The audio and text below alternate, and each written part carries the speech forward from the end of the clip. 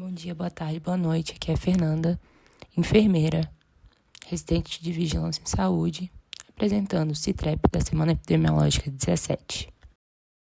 Hoje falaremos sobre síndrome gripal e síndrome respiratória aguda grave, influenza aviária, arboviroses, mpox, sarampo e um alerta meteorológico. Sobre a síndrome gripal no DF, no painel ainda não houveram atualizações, visto que está sendo atualizado a cada 15 dias. Em relação ao número de exames realizados para a síndrome gripal e as internações da semana 16 para 17, houve aumento expressivo de uma semana para outra. Houve aumento em 9,3 em relação aos exames realizados e de 24,2 em relação às internações. O fato de ter feriado na semana 16 pode contribuir para o aumento de casos e internações da semana subsequente. Dos 63% dos casos positivos que aparecem no slide anterior, os hospitais com maior quantidade desses são o HMIB, o Hospital Regional de Santa Maria e o HRGU do Guará. Em relação aos vírus que estão acometendo crianças de até 2 anos, o que possui maior taxa de ataque segue sendo o VSR, com aumento de 27,5 em relação à semana anterior. VSR e rinovírus são os vírus do DF que estão mais atingindo crianças pequenas de até 2 anos e adolescentes de até 14, respectivamente. Com a nova atualização referente ao ano epidemiológico 25, foram notificados 39.770 casos de SRAG, tendo um aumento de 3.673 novos casos, comparando os dados da semana passada. Dentre os casos, total, 16.544 são positivos para algum vírus respiratório, somando 41,6%, e 42,5% são negativos. 3.745 ainda aguardam resultado laboratorial, somando 99,4%.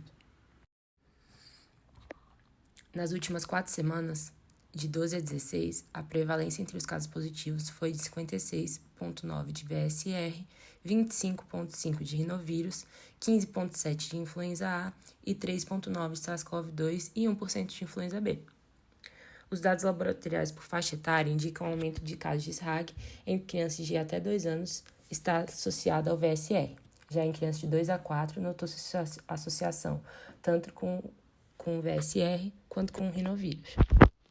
Na presente atualização, observa-se 14 das 27 unidades federadas com alerta de risco alto e risco para SRAG.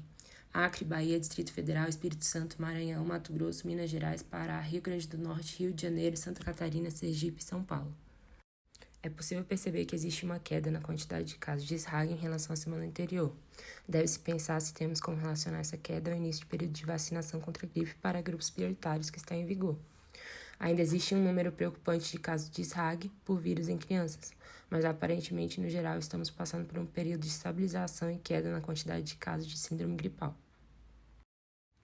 Com nova atualização do dia 24 de março, existe o registro total de 2.424 casos de SRAG no DF, com aumento de 209 casos em relação à atualização anterior. A maior prevalência é em homens, com 1.306 casos, e mulheres, com 1.118 casos. Dentro do total de casos, a SRAG, por outro vírus respiratório, ainda lidera, com 1.188 casos, seguido por um causador não especificado, com 730 casos. Conforme a última atualização, já temos 20 óbitos por SRAG no DF. A classificação final desses óbitos por fator de risco evidenciou que diabetes mellitus, as doenças cardiovasculares e as doenças neurológicas e as doenças respiratórias, respectivamente, são as que mais estão associadas aos óbitos. Em relação aos casos, óbitos e taxa de letalidade de Covid-19 por região do Brasil, na semana epidemiológica 16, observou-se que na região sudeste houve um aumento maior de número de casos novos. Quanto aos óbitos notificados na semana epidemiológica 16, a região sul foi a que mais apresentou óbitos, com 21. Referente à taxa de letalidade, a região sudeste lidera com 2,09, quanto relacionada aos casos acumulados e o total acumulado de óbitos. A região nordeste vem logo em seguida, com 1,88. Em todos os estados, houve baixa taxa de incidência da Covid-19. As maiores taxas foram em Santa Catarina, Roraima, Mato Grosso do Sul e São Paulo.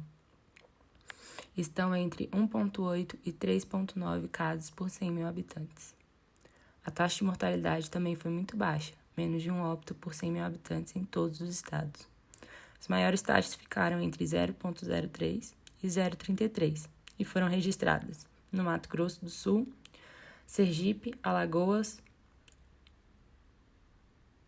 Amazonas e São Paulo. Tratando-se da influenza aviária de alta patogenicidade, no período de abril de 24 a abril de 25, o número total de rebanhos afetados até a semana epidemiológica 17 de 25 é de 1.033, com aumento de 0,9% em relação à semana anterior. Califórnia se mantém como estado com maior número de casos em rebanhos, totalizando 753, com acréscimo de um caso em relação à semana passada. Seguido Colorado, que não relatou novos casos, e Idaho, que registrou 8 novos casos e apresentou 14,2 de aumento de casos em relação à semana anterior. O número total de rebanhos afetados no mês de abril, até o momento, é de 31 e já supera o mês anterior em 34,7%. Entre os dias 13 e 19 de abril de 25, o vírus H5 foi detectado em águas residuais em 4 amostras coletadas nos Estados Unidos, distribuídas da seguinte forma: 2 amostras no estado de Califórnia, 1 em Minnesota e 1 amostra no estado de New Jersey. Esse total representa o aumento de uma detecção em relação às 3 semanas anteriores. Já é a segunda semana consecutiva em que há amostras positivas na Califórnia e quarta semana de Nova Jersey. Sobre a influenza aviária de alta patogenicidade no Brasil, desde abril de 24 até o momento foram realizadas 1.003 investigações. Durante esse período foram coletadas 268 amostras e 5 focos de infecção foram confirmados. Na semana epidemiológica 17, foram realizadas 11 investigações e 3 coletas de amostras. Atualmente, há 3 investigações em andamento na cidade de Marapim, Pará, São Gabriel da Palha, Espírito Santo e Santa Rosa, Rio Grande do Sul. Não há registro de novos casos positivos. Quanto à IAP em humanos nos Estados Unidos, não há novos casos desde a semana epidemiológica 8 de 25.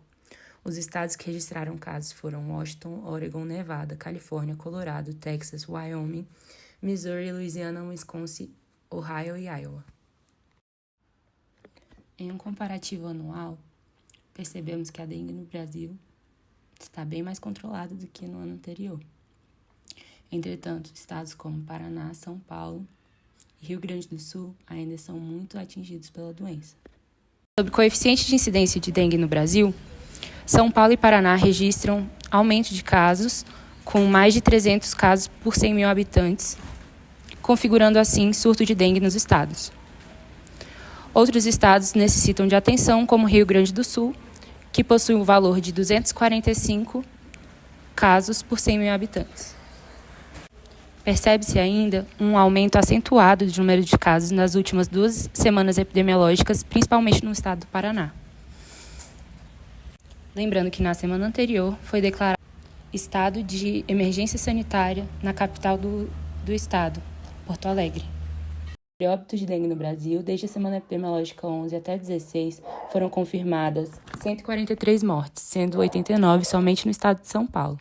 Entretanto, chama a atenção a alta letalidade da doença em casos graves e casos confirmados em Roraima, podendo aludir a um possível manejo inadequado da doença no estado. Sobre os óbitos de dengue no Brasil, comparando o acumulado de 25 e as semanas epidemiológicas 14 e 15, podemos ver a maior predominância em estados como Roraima, Piauí, Minas Gerais, São Paulo, Paraná, Mato Grosso do Sul e Santa Catarina. Sobre os óbitos de dengue no Brasil, desde a semana epidemiológica 11 até 16, foram confirmadas 143 mortes, sendo 89 somente em São Paulo. Entretanto, chama a atenção a alta letalidade da doença em casos graves e em casos confirmados em Roraima, podendo aludir a um possível manejo inadequado da doença no estado. Quanto aos casos de Oropouche, houve aumento de aproximadamente 1% dos casos desde a semana epidemiológica anterior. O Espírito Santo continua sendo o estado com maior número de casos, com 5.926, seguido do Rio de Janeiro, com 1.466. Podemos notar uma queda dos casos de Oropouche do Brasil. Entretanto, essa queda pode não ser real, devido à falha de notificação e demora para a notificação ao Ministério da Saúde. Sobre a mpox no mundo, Serra Leoa apresentou no mês de março um aumento alarmante no número de casos confirmados, ultrapassando Burundi e Nigéria, 2 países com uma população absoluta bem maior e que já eram considerados endêmicos para a mpox. O clado encontrado em Serra Leoa é o mesmo em circulação na Nigéria. Nesse mesmo período foram registradas 2 mortes. Isso demonstra uma preocupação pelo país, que até ano passado não havia registro de casos. Isso pode ser devido à falta de notificação em insumos para a testagem, entretanto, pode demonstrar uma tendência da mpox em incidir mais fortemente em países com maior vulnerabilidade sanitária e acelerada propagação para a costa noroeste africana. Desde 22, a transmissão de mpox na África envolveu 28 países, com maior concentração na República Democrática do Congo, Uganda e Burundi. A capacidade ilimitada de diagnóstico e vigilância em alguns países indica que a extensão real da transmissão comunitária pode estar subestimada. Desde 22, a mpox acumulou mais de 137 mil casos e 317 mortes globalmente. Em 25, até março, já foram registrados 11.565 casos e 62 mortes, indicando que a transmissão ainda persiste em diversas regiões. O mês de março de 25, sozinho, contabilizou 3.353 casos e 25 mortes, com 50 países notificando novos episódios. Entre março e abril de 25, foram registrados casos importantes do clado 1 em 9 países: China, Reino Unido, França, Tailândia, Alemanha, Suíça, Congo, Tanzânia e Brasil. A maioria dos casos ocorreu em viajantes adultos sem evidência de transmissão comunitária, exceto um caso secundário na Alemanha. A vigilância ativa permanece essencial. Uganda declara dia 26 de abril o fim do surto de ebola, menos de 3 meses após a confirmação dos primeiros casos em Kampala. Foram 14 casos registrados, com 4 óbitos e 10 recuperações.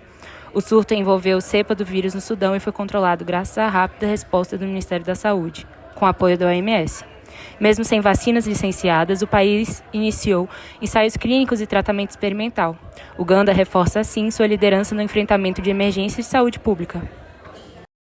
Quanto à situação epidemiológica do sarampo nos Estados Unidos, foram registrados 884 casos no ano de 2025, um número 3,1 vezes maior do que apresentado no mesmo período do ano de 24 e 10% maior do que o total de casos da semana anterior.